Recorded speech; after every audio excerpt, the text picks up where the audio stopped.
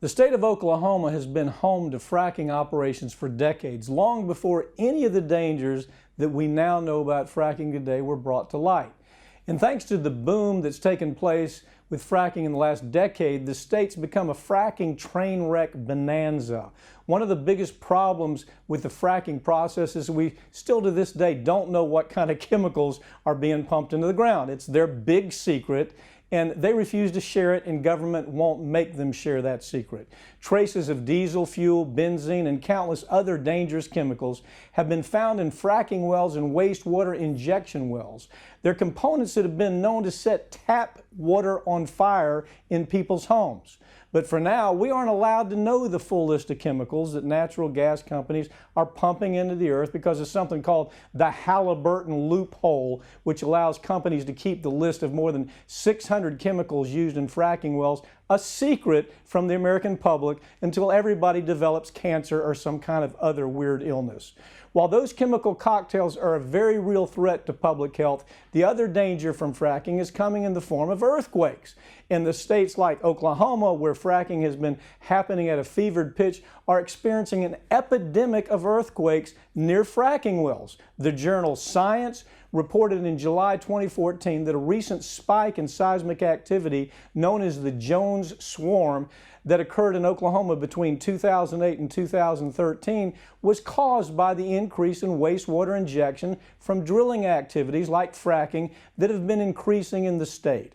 When the volatile mix of chemicals and water were forcibly pushed into the earth, it created the perfect condition for earthquakes, both large and small, to rock parts of the entire state. These wells were pumping more than 4 million gallons of wastewater, toxic wastewater, back into the earth every month. But there's a very important distinction to make. The act of fracking itself is not the real cause of these earthquakes. It's the injection of that toxic wastewater from fracking that's been linked to earthquakes. There's no question. This isn't guesswork anymore. These numbers of earthquakes didn't begin until the fracking boom took place in Oklahoma. To put it in perspective, in the year 2008, right before major fracking boom in Oklahoma took place, there were only 2 earthquakes recorded at a magnitude of 3.0 or greater. But last year, listen to this number. Last year, there was at least 616 recorded at that magnitude. The link between fracking wastewater wells and earthquakes has been established by several independent studies, but the most important study linking the two was by the U.S. Geological Survey, which concluded that yes, these injection wells are the cause of the spike in earthquakes in Oklahoma. And the natural gas industry has been well aware of these studies for a long, long time. In fact, they became such a problem for frackers that the industry actually toyed with the idea of going off and paying scientists, people in universities, to publish studies saying that this isn't a problem, that there's no link between fracking and earthquakes. And a few of those scientists took the bait and actually wrote papers like that because they were paid a lot of money.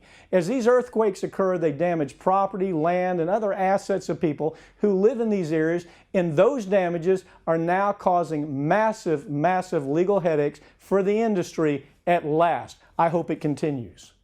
For more videos from Mike Papantonio on America's Lawyer, you can check out rt.com/shows or visit theringoffire.com.